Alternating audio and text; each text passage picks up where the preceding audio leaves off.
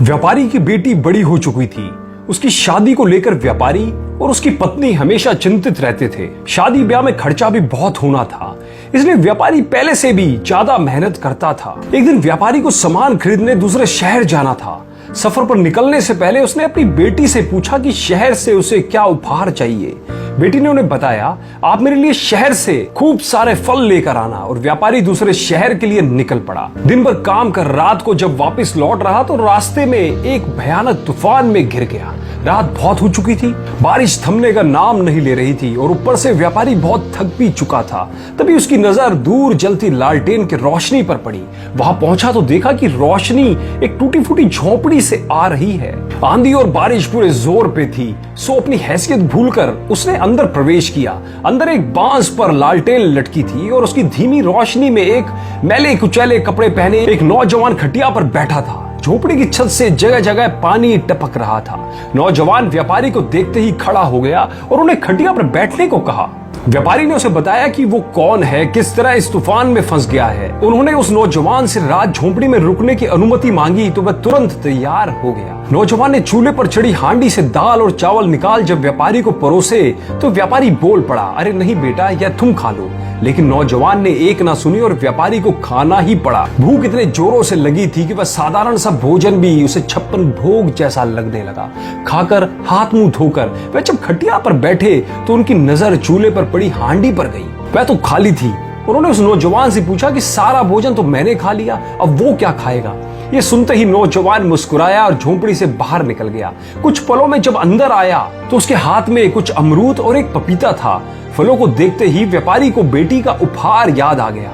नौजवान ने फलों को धोया, काटा और व्यापारी का साथ मिल बांट खाने लगा। फलों का स्वाद तो मानो शहद से भी ज्यादा स्वादिष्ट था। व्यापारी हैरान था कि इतनी रात को यह नौजवान फल लाया कहां से। खैर, रात बहुत हो चुकी थी। व्यापारी खटिया पर और नौजवान जमीन पर सो गया।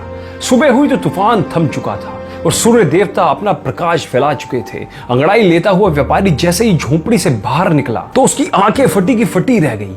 अपने जीवन में इतना सुंदर बगीचा उसने कभी नहीं देखा था। रंग बिरंगे फूलों से भरी क्यारियों के बीच तरह तरह के फलों से लदे पेड़, जमीन पर हरी भरी घास लग रहा था, जैसे स्वर्ग धरती पर उतर आया था। यह सब देख व्यापारी आश्चर्य में पड़ गया और इतनी प्राकृतिक सुंदरता को देख उसका मुंह खुला का खुला रह गया। तभी सामने से आता नौजवान उसे दिखाई दिया। व्यापारी ने बगीचे की तरफ इशारा करते हुए हाथ से इशारे से पूछा, यह बगीचा किसका है। नौजवान ने मुस्कुराते हुए कहा, यह बगीचा उसी का है। इतने सुंदर बगीचे का मालिक और एक झोपड़ी में रहता है। यह बात व्यापारी को समझ में नहीं आई। उसके और पूछने पर नौजवान ने बताया कि कुछ साल पहले उसके माता पिता की मृत्यु हो गई थी। बस एक यही जमीन का टुकड़ा था हमारे पास। मैंने इसे अकेले ही सींचा और यह सब फल फूल लगाए हैं। उसने आगे बताया कि फल फूलों को बेचकर बहुत थोड़ा पैसा ही मिलता है। कभी कभी तो कुछ लोग मुफ्त में ही ले जाते हैं। यह सुन व्यापारी को बहुत दुख हुआ। इतना होनहार नौजवान और इतनी गरीबी में जीवन व्यतीत कर रहा है। इतनी दयनीय हालत में भी उसने उसे रात रहने का आसरा दिया। खुद का खाना, अपना भोजन मुझ अनजान को खिला दिया। उसके संस्कार देख उसका मन भर आया। नौजवान से विदा ले व्यापारी अपने घर चल पड़ा। घर पहुंच जैसे ही बेटी ने दरवाजा खोला, बोल उठी, मेरे फल कहां है। बेटी को देखते ही उसकी सारी थकान उतर गई। मुस्कुराते हुए जवाब दिया, बेटी मैं तेरे लिए संसार का सबसे बड़ा फल लाया हूं, जरा चैन से बैठने दे, फिर दूंगा। पत्नी और बेटी को अपने पास बिठाकर उन्होंने उस नौजवान और उसके बगीचे के बारे में सब बता दिया। पत्नी और बेटी का मुंह भी सब सुन खुला का खुला रह गया, लेकिन सबको अंदर से दुख भी हो रहा था। तब व्यापारी ने दोनों को अपने मन की बात बताई तो सब तैयार हो गए। अगले दिन व्यापारी उस नौजवान को मिलने गया। नौजवान ने उनका स्वागत किया। दोनों मिल बैठे बात करने लगे। व्यापारी ने उसे समझाया और उसके साथ मिल फूलों और फलों की खेती करने का न्योता दिया। अनाथ नौजवान को किसी पिता समान व्यक्ति द्वारा इतना सम्मान और साथ में व्यापार करने का मौका बहुत पाया। उसने भी तुरंत हामी भर दी। अपने बाग बगीचे बेच नौजवान कुछ दिनों बाद व्यापारी के पास पहुंचा तो उसे देख व्यापारी बहुत खुश हुआ। उसका आदर सत्कार किया, घर के सब सदस्यों से मिलवाया और फिर सबने मिलकर भोजन साथ में किया। रात व्यापारी के पास ही बिताई। अगले दिन व्यापारी नौजवान को ले अपने खेतों की तरफ निकल पड़ा।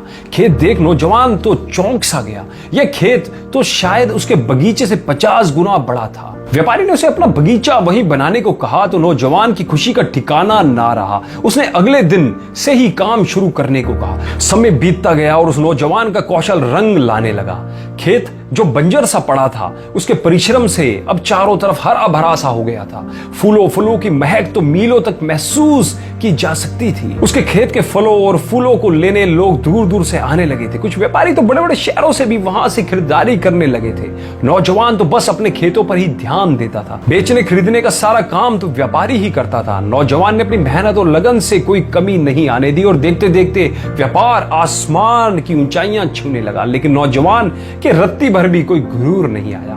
हमेशा की तरह वो सबकी इज्जत करता, मीठा बोल बोलता। और एक दिन व्यापारी ने उसे पास बुलाया और बहुत ही प्यार से बोला, आज से तुम और मैं इस व्यापार में बराबर के भागीदार हैं। यह सुन नौजवान ने कहा, पर जमीन के मालिक तो आप हैं, मैं तो सिर्फ फसल उगाता हूं। लेकिन व्यापारी ने उसकी एक ना सुनी और पटवारी को बुला आधी जमीन और आधा व्यापार उस नौजवान के नाम कर दिया। अपना भागीदार बनाकर उन्होंने उस नौजवान के साथ अपनी बेटी की शादी भी कर दी। अब सब एक बड़े परिवार की तरह खुशहाल जीवन व्यतीत कर रहे थे।